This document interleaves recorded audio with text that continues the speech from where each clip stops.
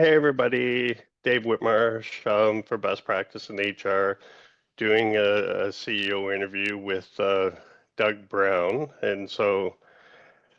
Um, he just told me the name of his company. You think I should be remember? Manage to retain. Yes. Perfect, yeah. And so Doug and I have known each other, I would say, probably for 20 years, although we haven't Yeah. really done anything, but Doug's done a Yeah. really good job at keeping me up to date on what he's doing. So looking forward to getting to know a bit more about Doug and finding out what he does. So let's start with you giving a bio of what you do, what your company does, a bit about you. And that way, as we have a conversation, it's easy for people to pull context out of where you're coming from. Fair enough. Okay. I won't go into too much detail in my early years. I'm an older gentleman now, but I actually started my career in the food industry in production, both quality control and supervisory kind of management roles. From there, I moved on to sales and spent, I'm going to say around 25 years in sales roles, sales management roles, selling primarily chemical products, detergents, and ingredients were the three main ones. Around 2002, I started, 2003, I believe, started a business involved in employee recognition.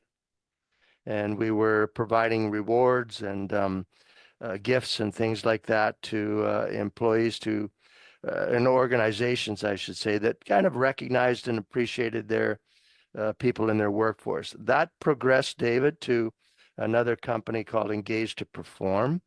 And our focus there was centered around employee engagement surveys, as well as some consultancy work to help organizations improve retention, sorry, improve engagement.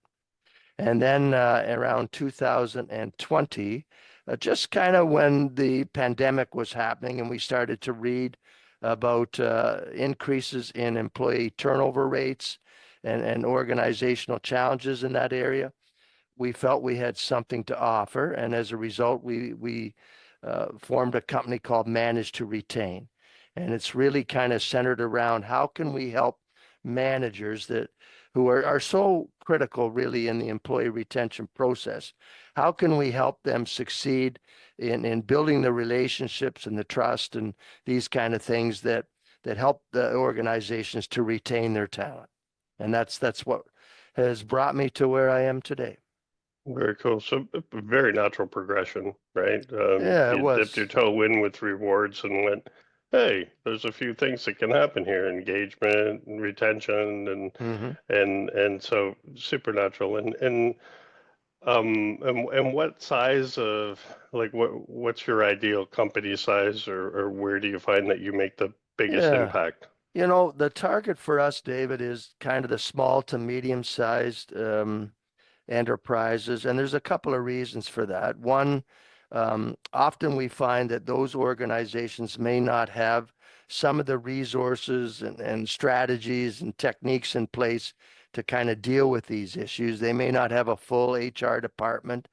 Um, and I think those are the people that really maybe would have a need for kind of the work that we're doing. And some of them might be using a fractional HR executive. Some of them might have somebody on contract, but often they wouldn't have some of the specialized expertise that we feel we can bring regarding employee retention. And this is an increasing challenge for many organizations, small and large, but often the larger organizations have maybe full blown uh, HR teams and also some people that are dedicated to retention and talent acquisition work within the organization. So they have maybe larger scope in terms of the work that they're doing in those areas already. So that's why we focus in that area.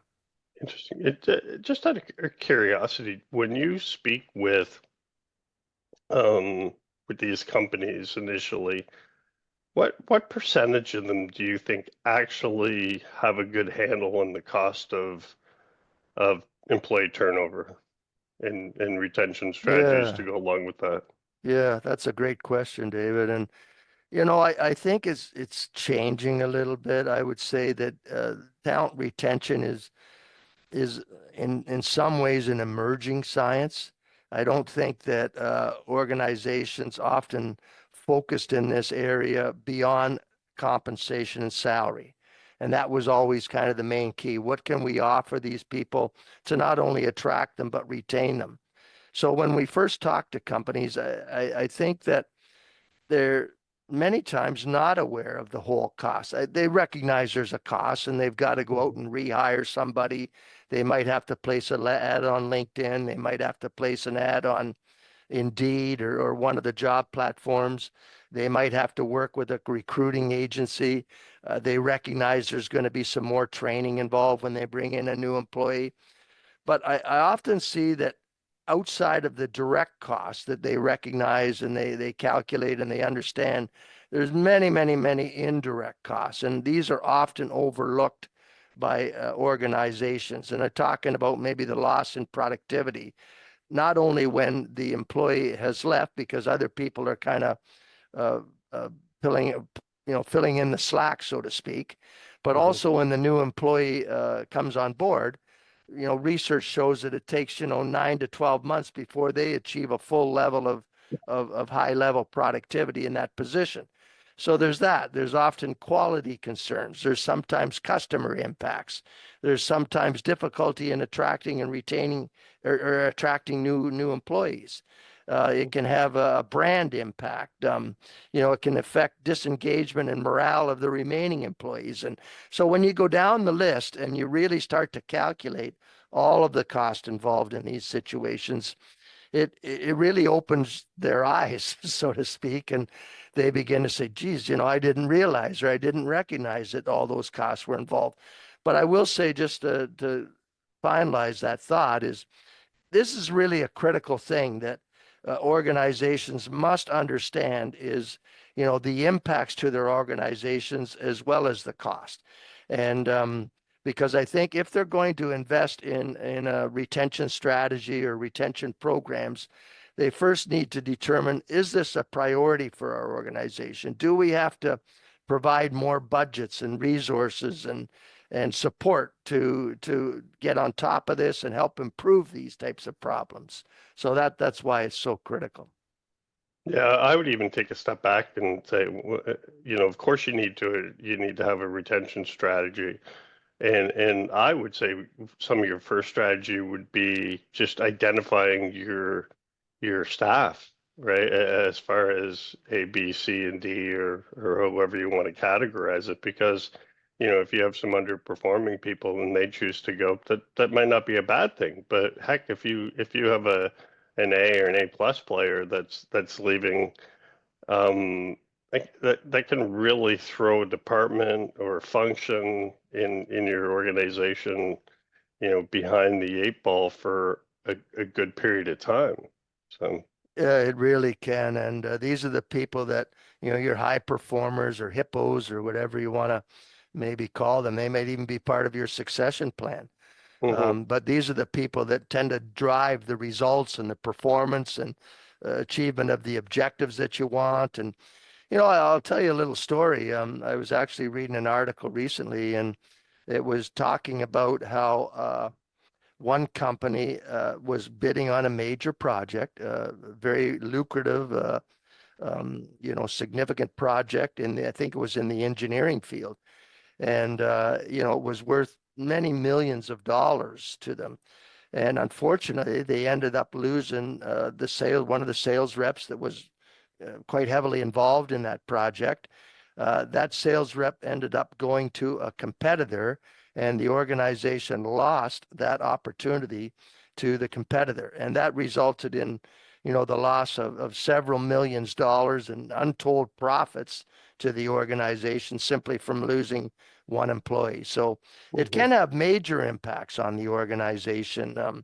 And when you look at it across the board, David, I mean, if you're, let's say, an employee size company of 200 or 300 employees, if you're losing 15 to 20% of your employees annually, it's not just one employee. It might be, 25, 30 employees. And when you Mhm. calculate, that you might have maybe 60% of those are good performers or high performers, that has tremendous impact on the organization. So, Yeah, yeah, and it could, gee, even from an infrastructure cost, right? It could be the difference having, one recruiter to um, having to bring on a second recruiter, right? So there's yeah, so much to it, right? no, there really is, and significant cost and operational issues. And I think if, the workplace is changing so much, and I think turnover and absenteeism challenges seem to be on the rise. And I think there's different reasons driving that. We look at the increases in mental health now and stress and burnout. Employees are demanding more work-life balance. We see working from home and hybrid, uh, you know, models in the workplace now. And, we also see some organizations that are mandating a return to the office Hmm. situation. So this can, people maybe don't want that 2.5 hour commute. They don't want to spend $10,000 a year on gas going back and forth. They don't, some of these things. So they end up looking for another job. So there's a lot of emerging issues along with some of the traditional issues like career development and, you know, uh, maybe lack of appreciation or micromanaging. Some of those things have been around forever, but it's a combination of things that really leads to turnover. And I think it's important for any organization to kind of understand, where some of the disconnects are and where some of the frustrations are that pose some risk in losing their talent. Yeah. It's so from a customer's perspective, let's say I'm a VP of HR in a company of 500 employees or a CEO of, a couple hundred employees.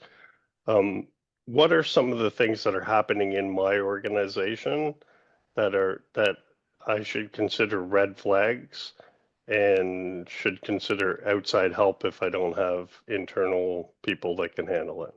Yeah, another great question, Dave, and I'll try and give you a few thoughts on that. I think the HR typically is involved in monitoring trends, and I think there's a variety of survey tools out there, diagnostic tools that can really, kind of give some insights into what's going on in the workforce and where some of the challenges are. And um, I think there's a couple of ways you can approach that. One, you can work with leaders, and we have some of these tools as well, where they can kind of better understand whether or not they're meeting the needs of their employees. And often you'll see some things where, there could be room for improvement, or there could be some growth areas where they might be able to communicate better, or they might be able to do some things that build stronger trust, or they might be able to recognize and appreciate and the efforts of employees and some of their achievements and accomplishments where, often just as a side thought here, many times when we'd run surveys and we'd ask the question, do you feel appreciated or valued or recognized? And it's often scores as one of the lower ones. And yet when you talk to managers, often they feel, well, I'm doing a very good job at that. But sometimes the employees feel differently. So I think you Hmm. start there with some of the trends. There's another key one that I always feel is important is, comparing some of employees' feelings and sentiments against known retention drivers. And I've mentioned a few, recognition and micromanagement and things like that. And, that's more of an employee survey where the first one is more of a leadership thing, but combined, they can really give some insights and some direction. And that's really critical for an HR department or any organization to know, all right, well, let's say we want to correct this or we want to improve this. First, we need to know where the issues are in order to plan strategy and plan programs that can drive improvements. Hmm. Hmm. Yeah, that's a good point. Um, and are you seeing, are you, there's a lot of speculation on where the economy is going to go. And I'm a big believer that you have to identify your key players, because when the economy is good, you're going to profit more with them, and when the economy is bad, and you have to downsize or whatever, these are the people that you want to go to war with, right? And so, Yeah. an old friend of mine, Stephen, used to say that, there's two types of people in the workforce, right? People that you go to war with, and people that you have over to your barbecue. And Yeah. so it's really a very simplified version, but if you have people that are ready to do whatever it takes to get the job done, or get through a recession or something like that, then you know there's not enough money or gratitude that can be paid out to these Absolutely. folks, right? So, No, you're absolutely right. And I think these are the people that will go above and beyond when they're needed, and they really need to kind of step up and provide the support that's necessary. Might be going the extra mile to make sure a customer's happy or satisfied. Another area that sometimes is really, really important, but often maybe misunderstood or again overlooked, and that is, the efficiencies and the cost control and the innovation. But a lot of that comes from ideas. It comes from mm, recommendations, and it comes from getting employees involved and valuing their thoughts and valuing their opinions. And that has to be cultivated. It has to be kind of encouraged and developed. But they're so critical. Like, it can have such an impact if you were able, a new idea all of a sudden saved the company $20,000 in annual cost, or led to an efficiency in production that improved the quality, that had an impact on, the customer sales, mhm, or something innovative that, new technology. But again, these things come from ideas. And, so it's so critical to, acknowledge those ideas, address those employee ideas, provide feedback for those employee ideas. Whether that suggestion is valid, and we're going to go ahead. And if it wasn't valid, you have to kind of take time to explain, we can't do that right now, and here's the reasons. But the worst thing you can do is be negative about an idea and shut off those ideas, because they're in a lot of ways the lifeblood of an organization. And so that yeah, for that's sure. uh, that's very important. Yeah. No, that's interesting. And what are you seeing, any trends or micro trends sort of, since you Yeah. started, anything that's sort of surprising you? Yeah. Talk about it. There's a few things there. One, I would say onboarding or new Mm, hires. And I've been seeing a lot of research and talking to some companies about this as well, that they're really, really having trouble holding on to their new hires. And it might be a bit of a generational thing, like typically, but it's not always. You can be hiring somebody in, a baby boomer, or I can't remember, all millennial or Gen Z or Gen Y, whatever. It's crossed all kind of generations. But research is showing now that typically 30 to 35% of employees don't make the 1 year mark. yeah. And this is a growing trend that I think is really concerning, that, people are making decisions likely faster.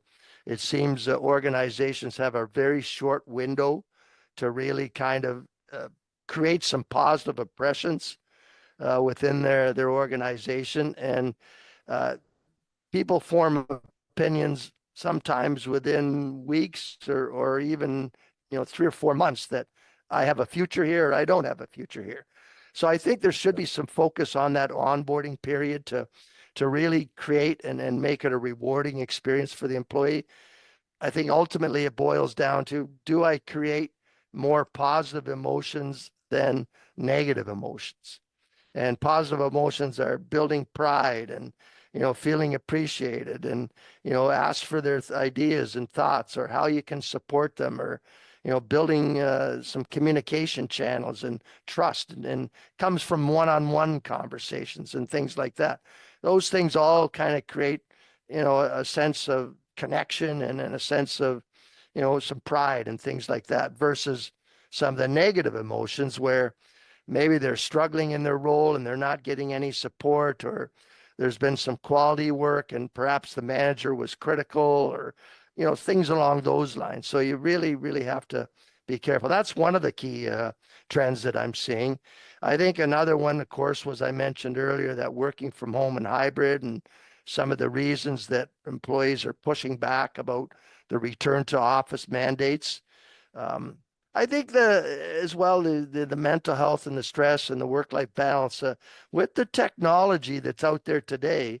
One of the challenges is that many employees feel they're working 24/7 because they're getting an email from the boss at 9:30 at night, or they might have a weekend where they're going to have to take out and work a few hours or something like that. So getting that time away where you can wind down and relax and enjoy some family time.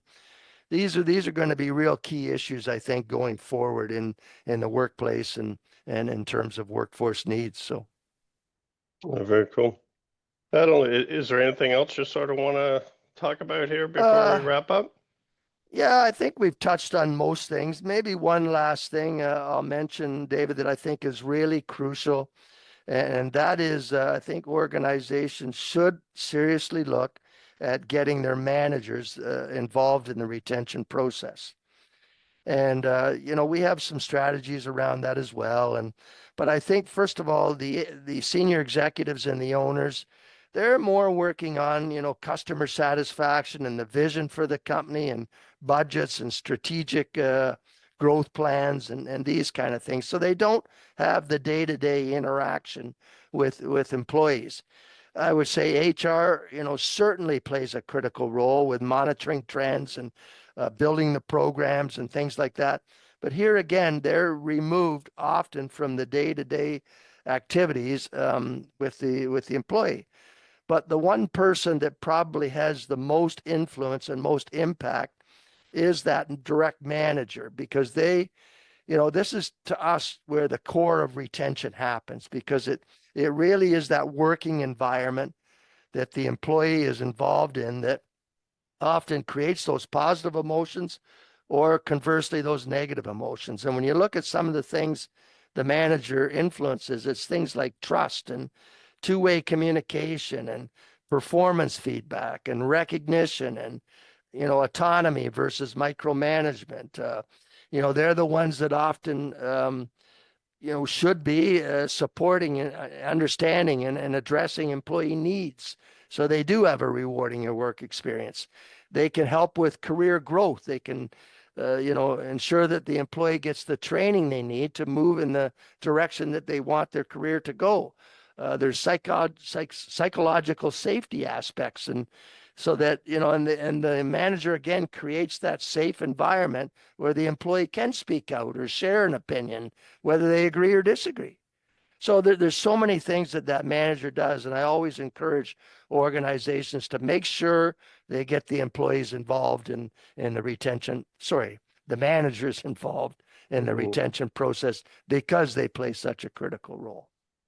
Yeah, it really is amazing, right? When you look at the whole communications inside larger organizations, and when it comes to training or coaching, typically the top, 10, 20%, gets addressed, but when they're communicating corporate visions, that it really should go to everybody. If you have Yeah, everybody on the same page. Now, there's cost associated with it, right? And that's why we yeah, have things like, instead of one-on-one coaching, 300 plus an hour, you can do some videos and sure. online versions of it. But it really needs to be an entire corporate communication strategy if you want anything to roll out, to max performance. Yeah, you're right. And I think it takes time, it takes strategy, it takes effort and resources, but in the end it has an ROI and it has a Yeah. benefit. And another area I see a lot of times where initiatives often fail is change implementation. And organizations that, every organization needs to grow and improve. And they're always looking for ways they can be more innovative, or they can control costs, or bring something new to a customer, or, these kind of things. And they have good ideas sometimes. Often they don't maybe get the employee buy-in and engagement with the change to really drive it forward and make it successful. And again, I think that's another critical part of the process that really helps get employees involved and on board. So yeah, all good ideas, no no doubt at all. So Yeah. So I haven't told Doug this yet, but he's going to send me a bio and ways to get in touch with him. mm, And so you can provide that for me, Doug, and I'll have it attached to this video. So anywhere they're seeing it, okay, yeah, they can get a hold of you. I'll leave that up to you to put all yeah, your magic in there and let them know your preferred method of communication. yeah. And as always, it's another 20 years. It's always been good talking to you. Yeah, a pleasure, David. Thanks so much for your time and the opportunity to chat about these subjects. They're kind of near and dear to my heart, and I really do feel, just to close, that if an organization is serious about employee retention and talent retention, there's many steps that they can take, and many non-financial, and by that I mean beyond compensation and salary and benefits. And it doesn't have to be complicated, and it doesn't have to be expensive, and it doesn't have to be difficult. But I think there's many key strategies and fundamental building blocks that are really important, that can be put in place and show excellent results and a strong ROI. So I will forward you a little bit more about my bio and how people can, if they have an interest, get in touch with me, and some of my contact information and things like that. And again, thank you so much. I really have enjoyed this.